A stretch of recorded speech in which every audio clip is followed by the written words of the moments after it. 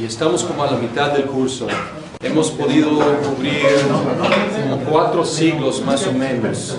Y hoy vamos a tratar de cubrir como otros 6 siglos. Pues vamos a ir más rápidamente, pero creo que hemos puesto una buena cimentación para poder avanzar más rápidamente.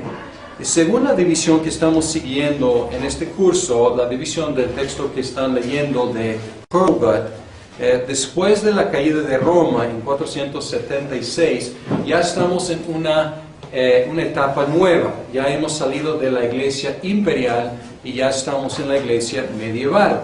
Pero esta división obviamente refleja una perspectiva occidental, porque en el Oriente nada ha cambiado. Todavía el Oriente y la iglesia del Oriente sigue en la época imperial, oficialmente hasta un milenio después en la caída de Constantinopla. Sin embargo, entonces podemos decir, en el Occidente ya estamos entrando en la iglesia medieval, en el Oriente todavía estamos en la iglesia imperial. Entonces estas divisiones no son perfectas, pero podemos ver que siguen tomando sus cursos diferentes, sus caminos diferentes, el Occidente y el Oriente.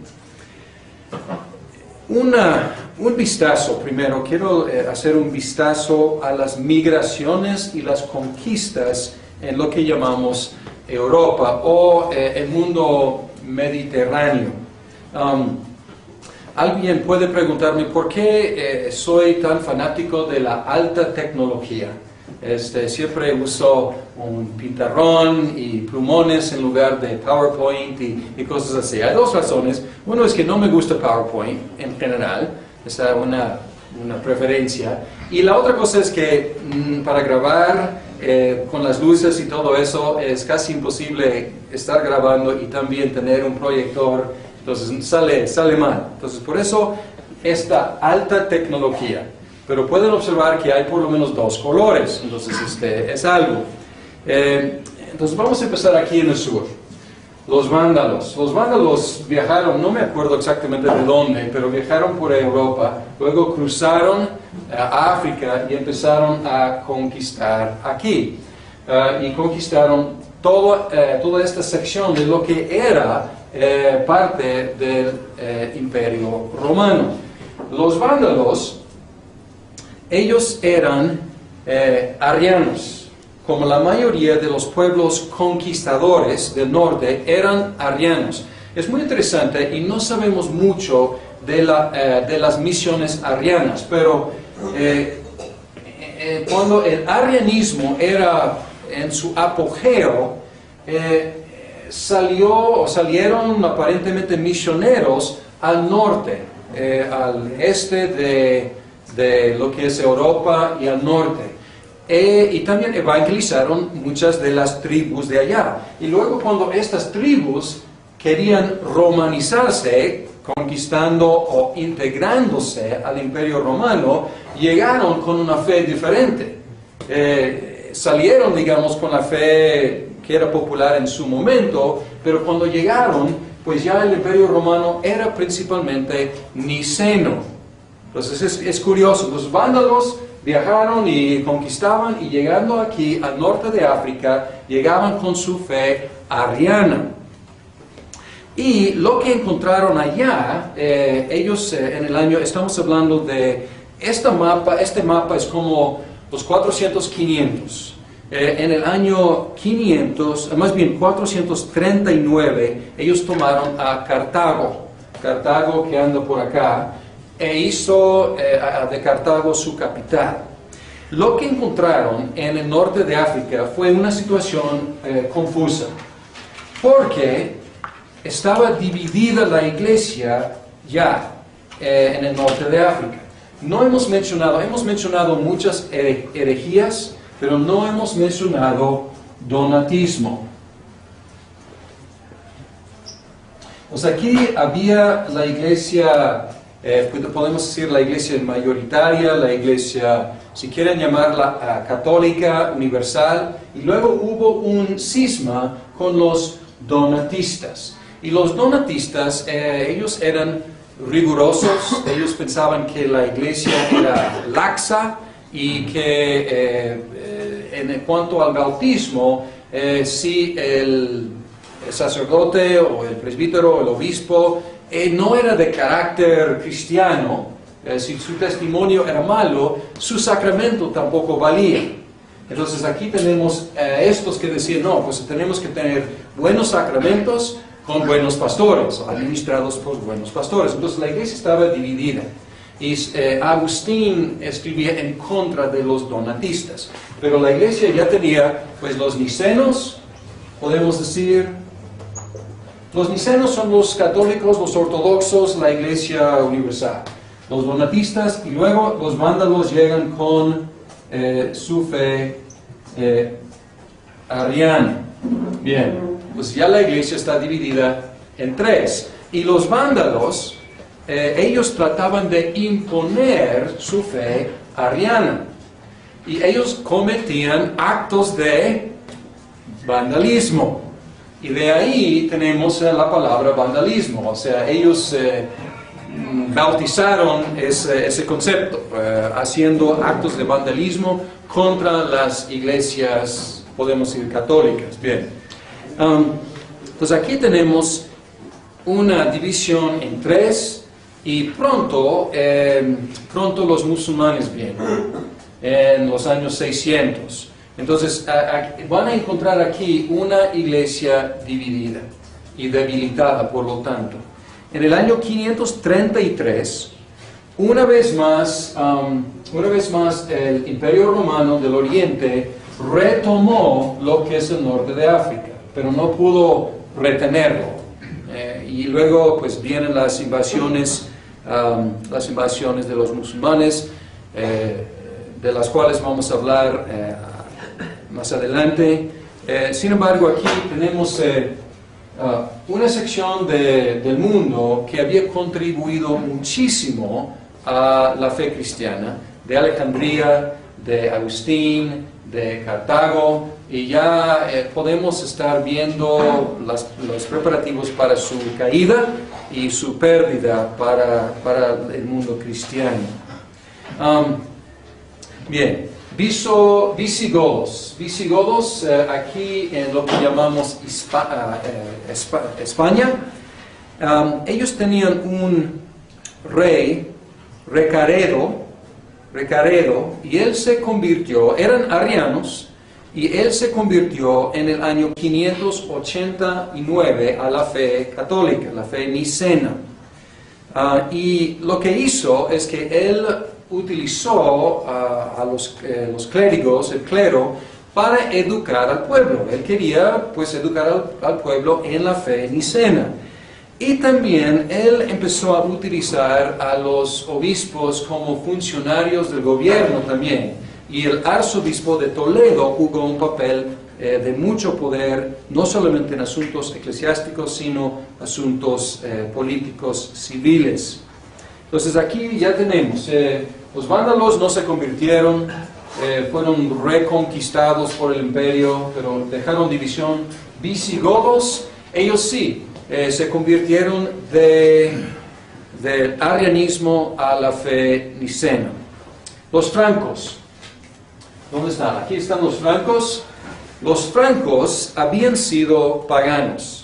Y aquí tenemos, al lado de los francos, a lo mejor no se puede distinguir, pero son los borgoñones en esta parte, los francos aquí en el norte, un pedazo de bretones aquí, y los francos habían sido paganos, pero siguieron el ejemplo de su rey, Clodoveo, quien se bautizó en 496. Entonces pueden ver aquí que cuando el rey se convierte, pues era el estilo de decir, ok, pues ya mi reino es de la fe nicena. Entonces todos siguen el ejemplo del rey. Primero aquí con Recaredo, en lo que es España, y ahora con Clodoveo en 495. Luego los francos conquistaron a los borgoñones. en 534. Entonces ya podríamos como borrar esa división entre francos y borgoñones, porque ya los francos dominan. Los borgoñones habían convertido también de arrianismo a la fe nicena. Entonces podemos ver aquí que pues ya la fe nicena está creciendo en lo que es España y lo que es ahora hoy en día Francia y parte de Suiza y parte de lo que es Alemania. Los francos, ellos son los nuevos poderosos ahí en el horizonte.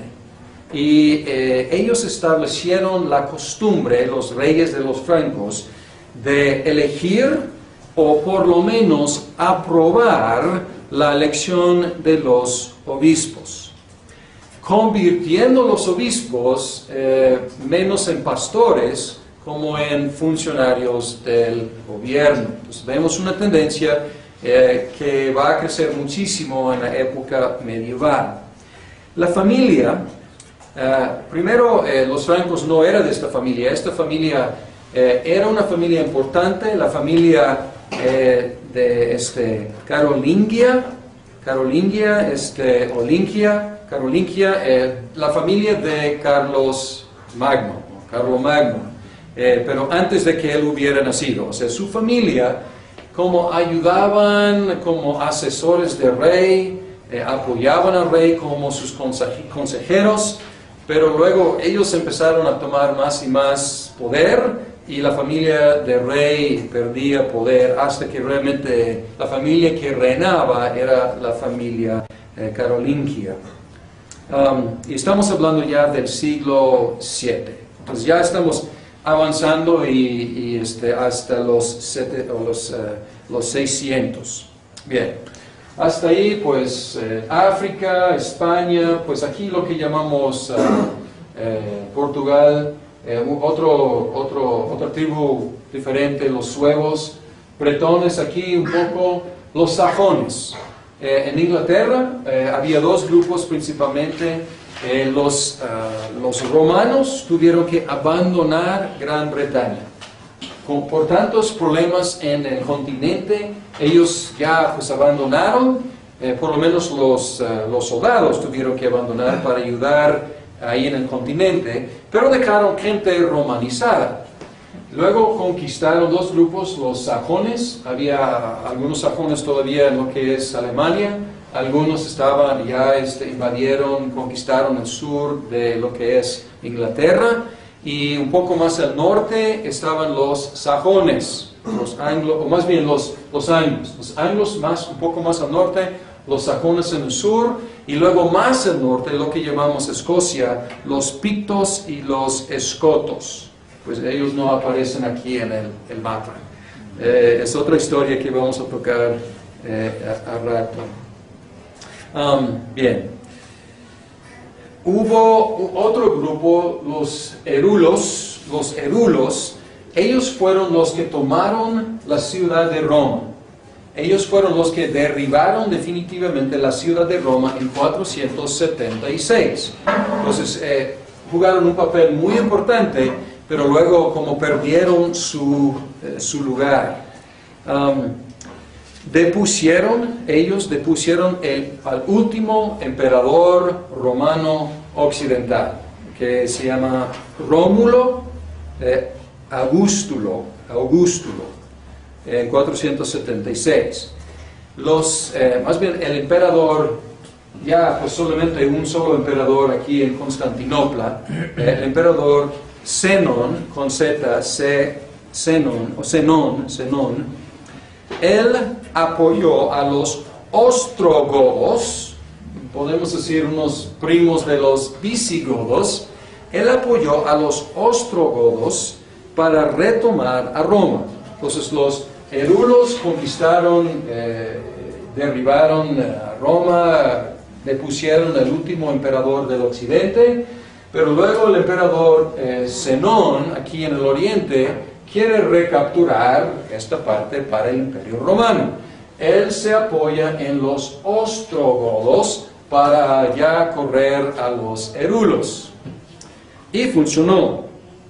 y en 493 los ostrogodos, ellos tomaron otra vez la península, o gran parte de la península italiana. El problema es que ellos eran arianos, como habían sido sus primos y las otras tribus, y ellos no se habían convertido todavía. Entonces el emperador Liceno se apoya en unos arianos para echar fuera a los erulos. El Imperio Romano, luego, al Imperio Romano no le gustó esta situación de tener a Roma con arianos alrededor, protegiendo o más bien reteniendo a Roma como en esclavitud, ahí no exactamente el arianismo, porque Roma resistía el arianismo, pero estaba ahí como una isla de la fe nicena y con arianos por todos lados. Entonces, luego el Imperio Romano decide, no, pues eso no funcionó, pues vamos a retomar Italia nosotros mismos, y lo hicieron. Entonces, en 562, el Imperio Romano pudo retomar la ciudad de Roma. Sin embargo, no pudieron retener la península. Y poco después cayó en manos de los lombardos. Entonces aquí, pues ya, entonces vamos a seguir la secuencia. Los erulos echan fuera a los romanos. Y luego los ostrogodos echan fuera a los erulos.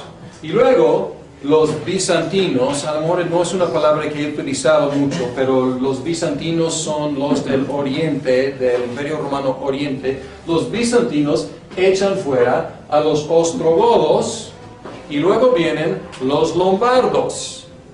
Y ellos echan fuera otra vez a los bizantinos. ¿Ok? Bien. Y los lombardos también eran arianos. Entonces, el problema sigue. La isla ahí, que es una isla de fe nicena, y alrededor los lombardos arianos. Esta situación causó que los papas, ya aislados, buscaran ayuda de otro lado. Ya no podían los papas, el obispo de Roma, contar con la ayuda del Imperio Romano. El Imperio Romano ya tiene sus problemas en el oriente. Ya ha demostrado que no es capaz de retener lo que era suyo. Entonces el Papa tiene que buscar otra ayuda. Y él observa una estrella en el occidente que va subiendo. Y es el rey de los francos. Y ya, pues si quieren borrar aquí, desaparecer los borgoñones, y los francos van creciendo hacia Italia, conquistando más y más terreno. Y estamos ya hablando de los 700, del siglo VIII. Bien, más allá del imperio, pues los famosos hunos, y podemos echar la culpa a ellos por el problema, porque cuando ellos llegan de Asia, ellos hacen toda esta presión migratoria hacia el occidente. Entonces estas tribus habían estado, no sé si contentos o no, pero habían estado ahí, más al este, más al norte. Los unos llegan y pues empiezan a correr hacia acá. Debo observar una cosa. Estas tribus que podemos decir que conquistaron el Imperio Romano, en sus mentes estaba como entre conquistar y asimilarnos, porque pues el Imperio Romano era lo máximo, era más rico, más ordenado, más próspero. Entonces pues ellos al entrar no tenían la idea tanto de desaparecer el Imperio Romano, sino romanizarse ellos mismos y participar en los beneficios de ser pues inmigrados ahí a ese imperio. Sin embargo, el efecto eventualmente fue que pues el romanismo iba desapareciendo más y más. Entonces aquí dejamos al Papa aquí buscando ayuda de los francos. Y aquí podemos ver los inicios de lo que es el Santo Imperio Romano, como eventualmente fue nombrado. Los lombardos, arrianos, ellos capturaron la ciudad de Ravenna en 734. Y hubo en Ravenna, que es más al norte, aquí tenemos a Roma y Ravenna es más al norte. Ravenna era donde vivía el exarca, el exarca imperial.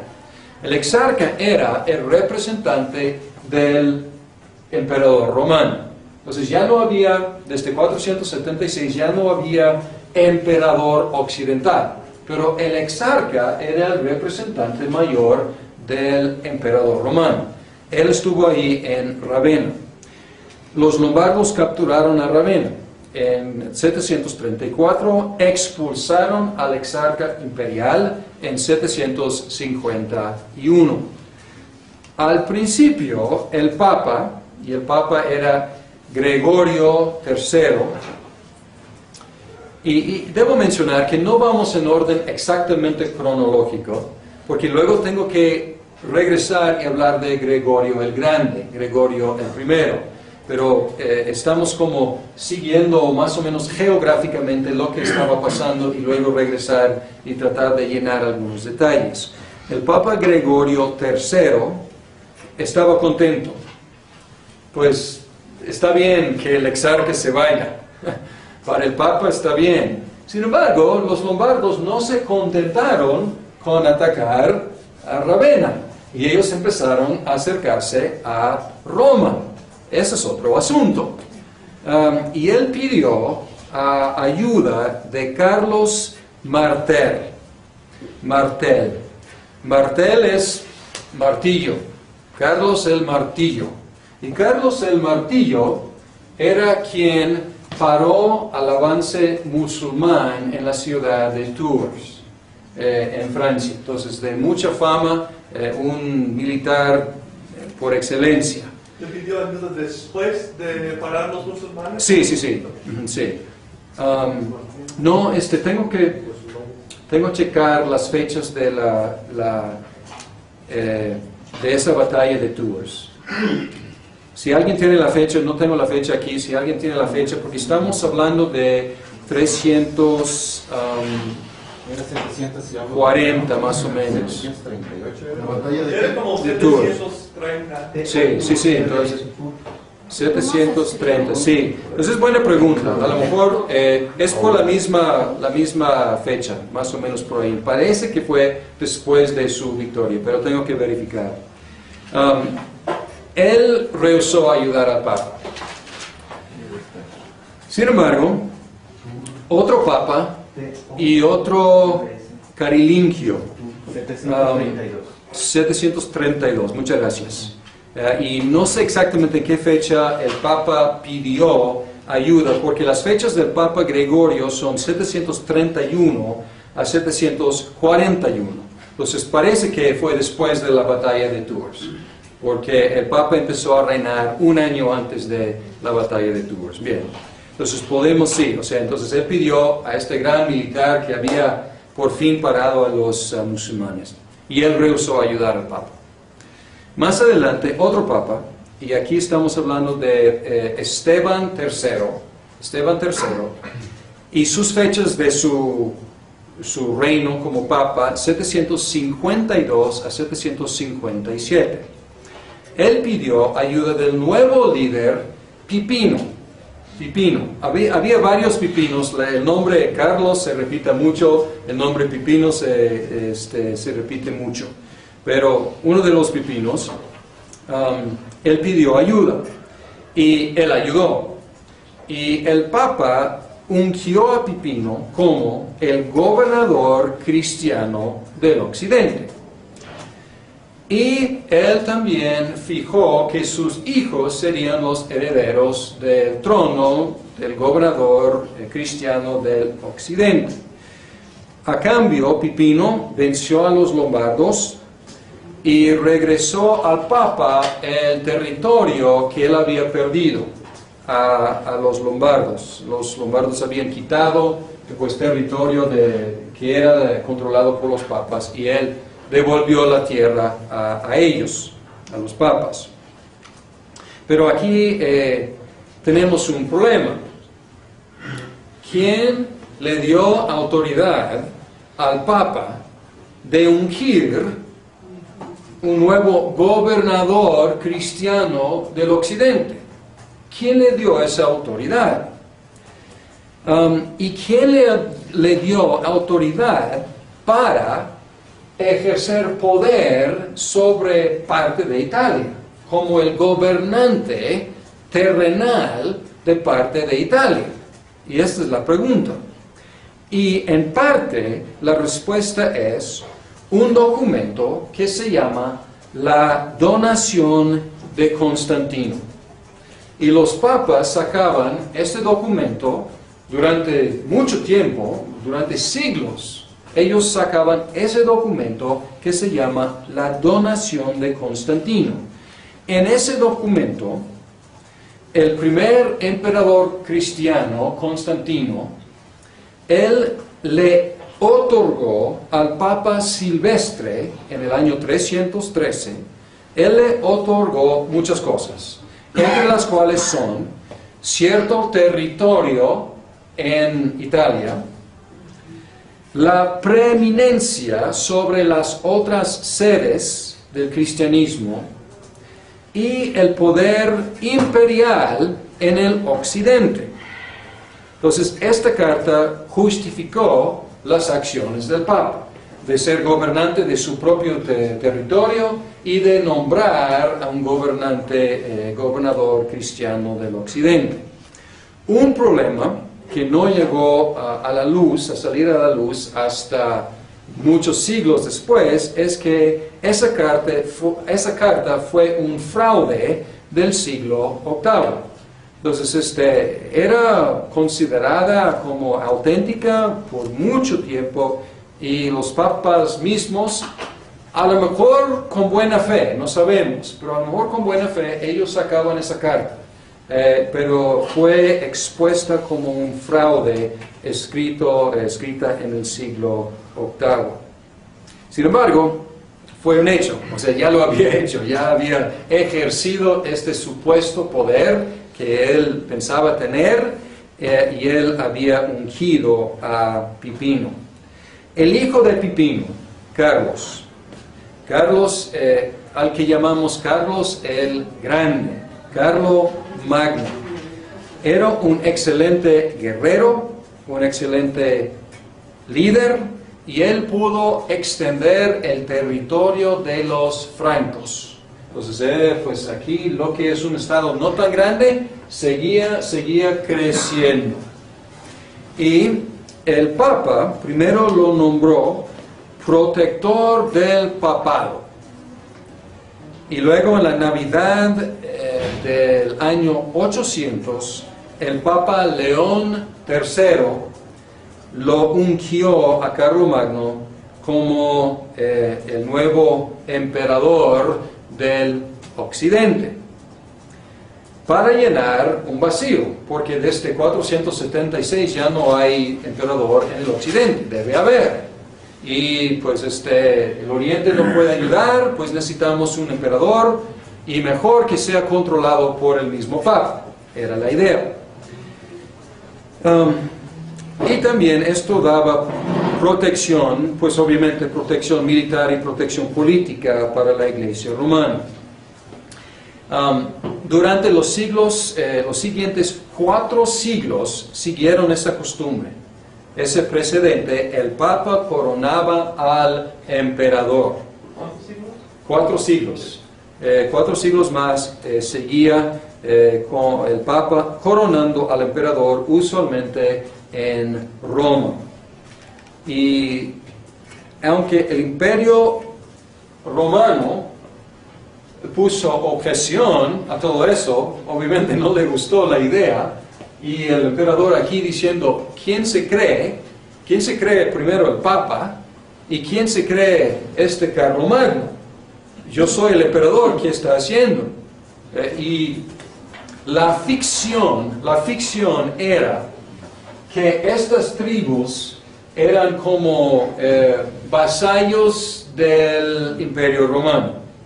Y era la idea, aunque, como digo, era una ficción y ellos como gobernaban supuestamente en nombre del lejano emperador romano. Entonces cuando de repente ya hay un nuevo emperador en el occidente, pues él dice, pues ¿qué pasa? Ese territorio es mío, es nuestro, aunque en realidad ya no era, pero era la ficción que seguía propagándose. Bien. El problema es que, pues, ¿qué pudo hacer aquí?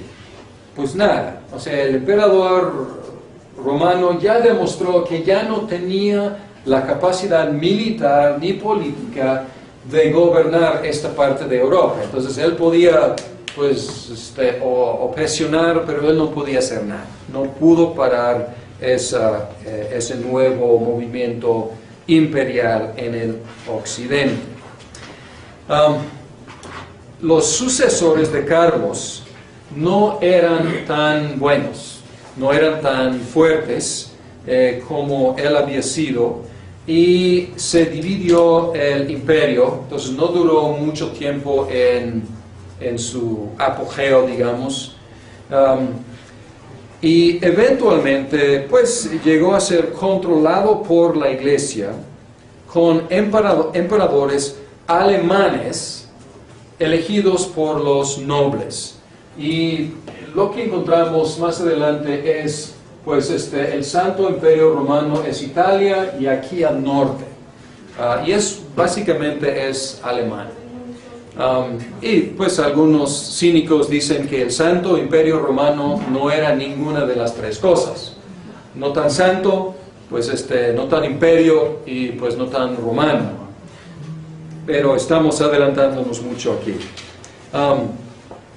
El Imperio Romano, este Santo Imperio Romano, fue asaltado. No hemos mencionado otro grupo en el horizonte que ya está por empezar su navegación. Este grupo había desarrollado capacidad naval impresionante, y estos son los famosos vikingos y los normandos. Normandos es norteño, es lo que quiere decir.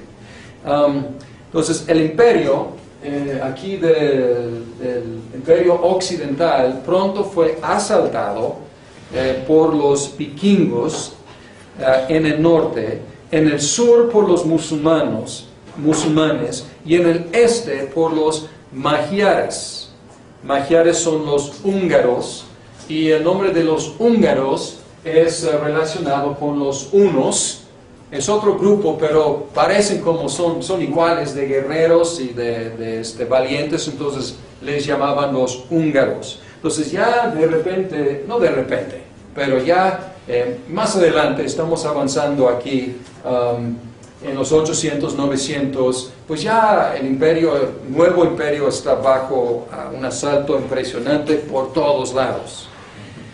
El papado pues ya está ligado con este imperio, para bien y para mal. Con un Carlomagno, pues el papado está feliz, pero luego con el descrecimiento, con derrotas del imperio, pues el papado también va bajando en su fuerza con el imperio.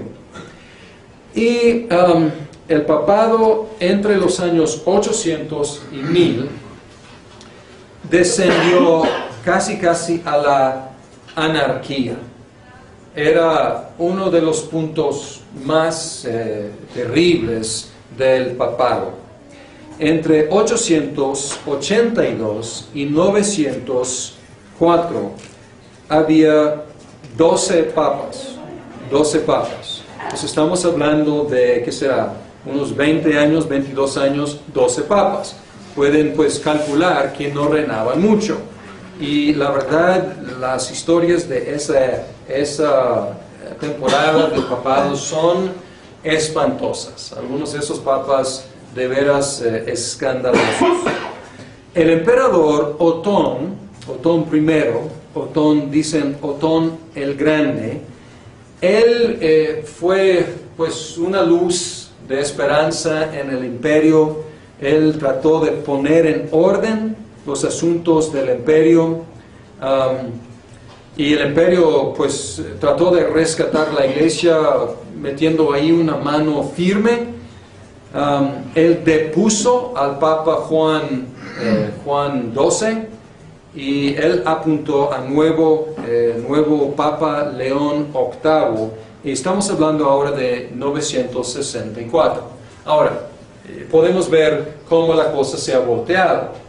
En caso de León III y Carlomagno, no fue León, fue León III que ungió a Carlomagno.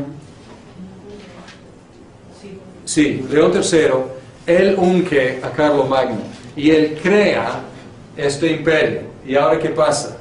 Pues menos de 200 años después, la iglesia en una condición deplorable, el emperador tiene que entrar y ya tomar control. Tu papa para afuera, yo pongo a quien yo quiero. Entonces ya la iglesia es títere del imperio. Y durante este tiempo, la iglesia romana estaba en peligro, podemos decir, de desaparecer. A lo mejor es exagerar un poco, pero era en peligro de extinción si seguía en el mismo plan en que iba. El año 1059, el Papa Nicolás II, él convocó un sínodo para tratar de poner algo de orden, para establecer el proceso de escoger el Papa. Los golpes de Estado ya no funcionaron. Entonces, estamos en el año 1059. Pues había habido tanta violencia y golpes y hasta asesinatos y cosas espantosas que pues él quiso poner orden, y el proceso de escoger al Papa.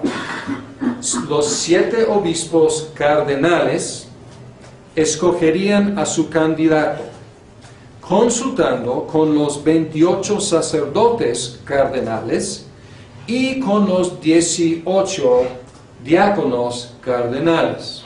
Luego presentarían a su candidato al clero y al pueblo de Roma para su aprobación.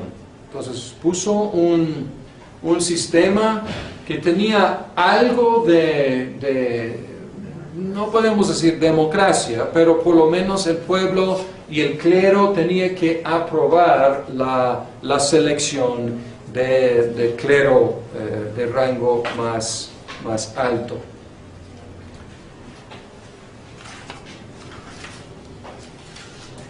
Podemos, como estamos hablando del papado, podemos hablar de cómo creció el papado, y ahora lo que vamos a hacer es regresar en el tiempo y mencionar algunos puntos claves. ¿Okay? Primero, algunas razones del crecimiento del poder del obispo de Roma. Ya hemos mencionado algunos. Por ejemplo, el vacío de poder cuando el imperio romano ya no dominaba aquí. Pues quién era la fuerza unificadora, quién era la persona, podemos decir, más sólida para ejercer poder, pues el obispo de Roma. Otra cosa es que ya tenemos que cambiar el mapa con la conquista musulmana, pero con la conquista musulmana cae Alejandría y luego cae Antioquía, 2 de las sedes más importantes del cristianismo. Entonces ya no los patriarcas de Alejandría, de Antioquía, pues y de Jerusalén, que nunca ejercían mucho poder de hecho, pero estos 3 están pues ya sin mucho poder. Están a la defensiva, porque ya han sido conquistadas sus regiones. Entonces, esto deja solamente dos patriarcados, Constantinopla y Roma. Entonces, y vamos a ver que pues la lucha desde la caída del Medio Oriente ante los musulmanes, la lucha de poder es entre obispo o patriarca de Constantinopla y obispo de Roma. Pero ya no es 4 contra 1, ya es 1 contra 1. Otra cosa es que Roma se mantenía más ortodoxa. ¿Se han fijado en este curso y en el curso sobre los credos que casi todas las controversias teológicas, cristológicas, nacieron y se discutieron en el Oriente? Y el Papa ni participaba directamente en estas conversaciones, manteniéndose como superior a esos pleitos, eventualmente de sus hijos, así él consideraba. Pero la verdad es que Roma no tenía tanta controversia teológica. Su problemática era evangelizar a los paganos y a los arianos con la fe nicena.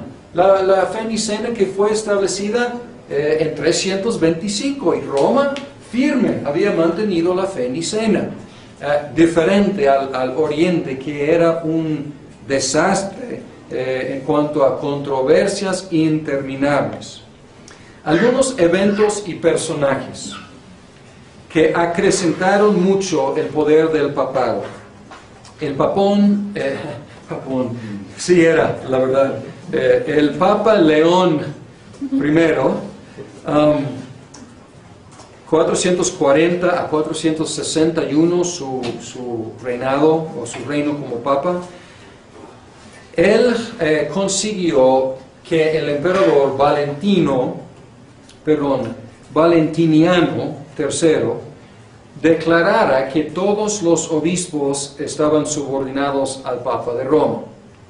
Ahora, una cosa es declaración imperial, otra cosa es poder ejercer el poder, pero por lo menos hubo un precedente allí, una declaración. El Papa León I también, él había enviado su tomo al concilio de Constantinopla, y él jugó un papel importante ahí, ese tomo, ese escrito de él. El Papa Gelasio 492 a 496, él declaró que los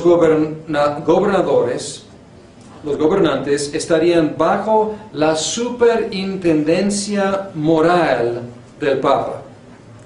Y él fue el primer obispo de Roma que recibió el título vicario de Cristo. Antes eran vicarios de Pedro, ya es vicario de Cristo. El Papa Símaco, 498 a 514, declaró que ningún tribunal podría exigir la comparecencia del Papa, ni sentenciarlo en ausencia. Entonces ya impunidad para el Papa. O sea, pues no puede ser juzgado por ningún juez terrenal. Papa Símaco, con ese Símaco, 498 a 514. Entonces ya, pues el Papa es exento de responsabilidad ante las autoridades, no puede ser llamado a ningún tribunal, ni sentenciado en ausencia. Bonifacio III. Un reino muy corto, menos de un año, 607, pero estamos como marcando algunos avances. Él consiguió que el emperador Focas le concediera el reconocimiento como cabeza de todas las iglesias. Esto es para contrarrestar una declaración anterior del patriarca de Roma. El patriarca de Roma ya había sido declarado obispo universal. Y ya pues el Papa Bonifacio III dice, pues no, pues ese título me pertenece a mí, y él consiguió que un emperador Focas le otorgara ese título. Entonces podemos ver que los dos están diciendo, no, yo soy obispo universal, yo soy la cabeza de todas las otras iglesias. Y luego con Gregorio I, Gregorio el Grande. Él él fue un monje, pero él fue electo papa contra su voluntad, pero luego jugó un papel de mucha importancia. Él estableció o solidificó el sistema papal que prevaleció durante toda la Edad Media. Podemos llamar quizás al Papa León como el primer papa. O sea, del estilo que conocemos los papas. Hasta ahora hemos estado hablando del obispo de Roma, pero podemos hablar de los 400 como la creación del papado en el sentido en que entendemos la palabra. Y ahora Gregorio, estamos en 540 a 604, mucho tiempo. Él fue electo como monje. Estas son, perdón, no son fechas de su reino, son fechas de su vida. Él fue electo papa en Roma, obispo de Roma en 590, aunque él no utilizaba la palabra papa. Entonces la palabra no era universalmente reconocida en estas fechas. Él encontraba una situación de debilidad del exarca imperial. Y él, por necesidad, él tenía que tomar la rienda de muchas cosas. No solo de cosas eclesiásticas, sino cosas de Italia. Porque el exarca era débil. Y pues el exarca mismo no podía contar con mucho apoyo del emperador. Entonces, por necesidad, Gregorio tenía que tomar el mando de muchas cosas. Él empezó a ejercer poder político sin consultar a nadie. Y él hizo uniforme la liturgia. Y él estableció en muchos casos solidificó las siguientes creencias y prácticas. Y aquí hay una lista de creencias y prácticas que fueron establecidos o consolidadas por Gregorio el Grande. La exaltación de la tradición encima de la Biblia. Ahora, si tú le preguntas, oye, ¿cuál crees que es más importante? A lo mejor va a decirlo la Biblia o al par, pero en la práctica la tradición empezó a ejercer un papel de importancia mayor. La interpretación alegórica. Ya vimos que en Alejandría ellos utilizaban la interpretación alegórica. En Antioquía no, ellos utilizaban una interpretación más sana. Ahora Roma está solidificándose utilizando interpretación alejandrina, alegórica. El concepto del bautismo para lavar el pecado original y la penitencia para lavar los pecados posteriores. El sacrificio de la misa en beneficio de los vivos y en beneficio también de los muertos. Y la transubstanciación, la idea de que el pan y el vino cambian de sustancia en el cuerpo físico y la sangre física de Cristo. Esta doctrina o este dogma no fue aprobado oficialmente hasta el Cuarto Concilio de Letrán en 1215. Sin embargo, su historia es mucho más larga y ya estamos hablando de más o menos por el año 600, ya está llegando a ser la doctrina oficial. ¿En qué concilio? El concilio oficialmente fue aprobada en el Cuarto Concilio del Letrán en 1215. El purgatorio, ya hemos visto que los alejandrinos inventaron el purgatorio, y ya pues él está haciéndolo como más oficial. Invocación a los santos y a los mártires, el uso de amuletos y reliquias, el ascetismo y el monacato. Todas estas cosas existían. Entonces él no inventaba estas cosas, pero él como ponía orden y él hacía que esta fuera la práctica uniforme. El celibato del clero. El celibato del clero pues ya era en el occidente ya requisito. Y además el celo misionero. Porque aquí con todas estas tribus, ¿qué vamos a hacer para alcanzarles? Y él decidió que tenía que enviar misioneros. Vamos a tomar un descanso y vamos a regresar y hablar de uno de los misioneros que él envió muy lejos a Gran Bretaña.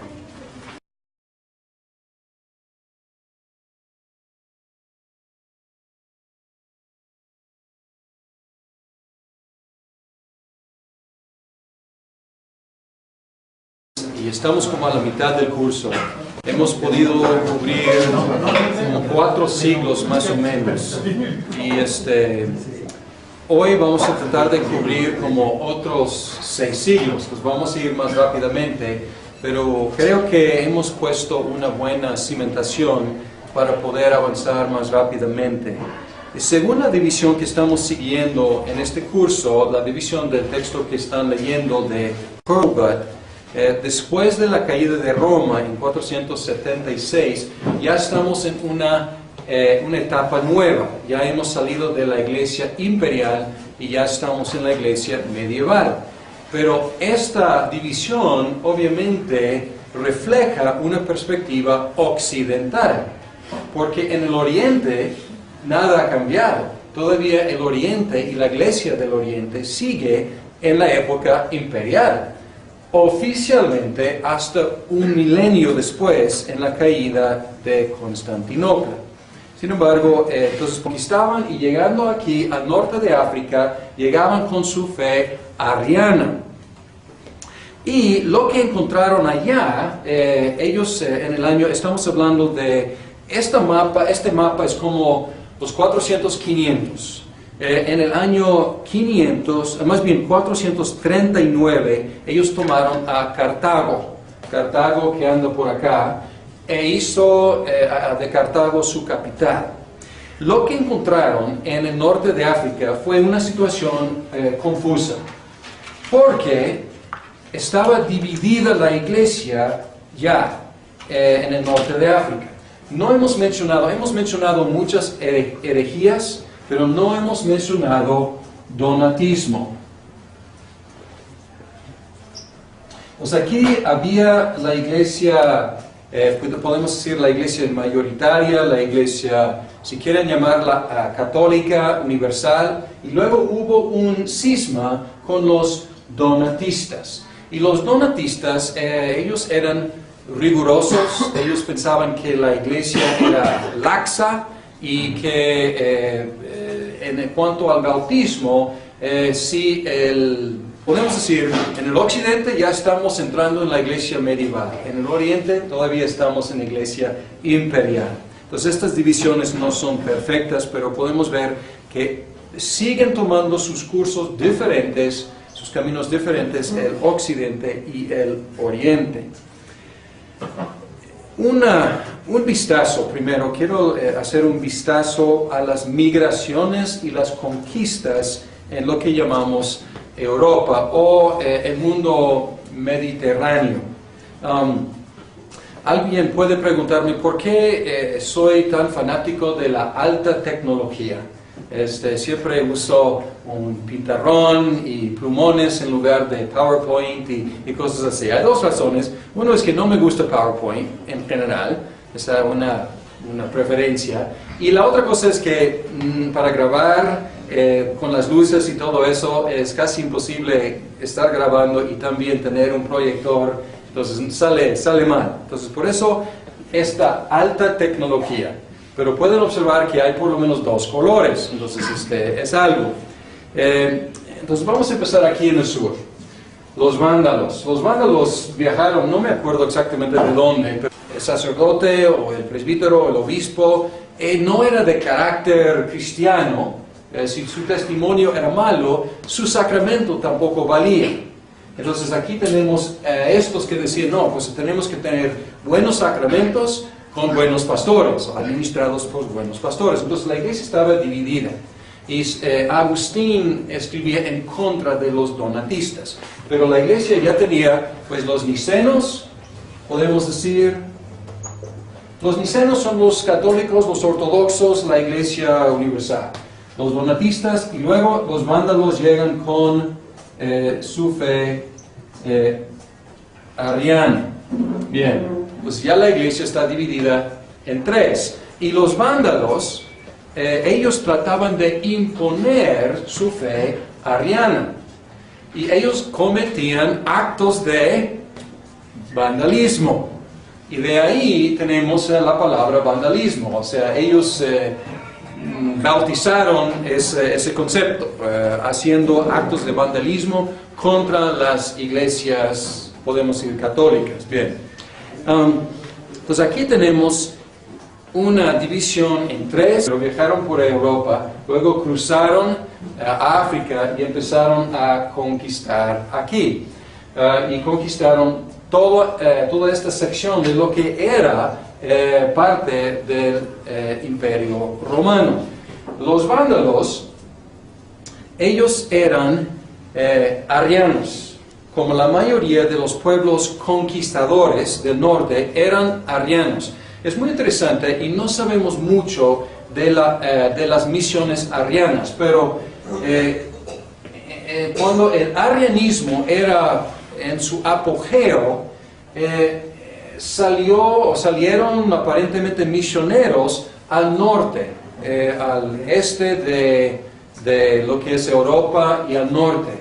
Y también evangelizaron muchas de las tribus de allá. Y luego cuando estas tribus querían romanizarse, conquistando o integrándose al Imperio Romano, llegaron con una fe diferente.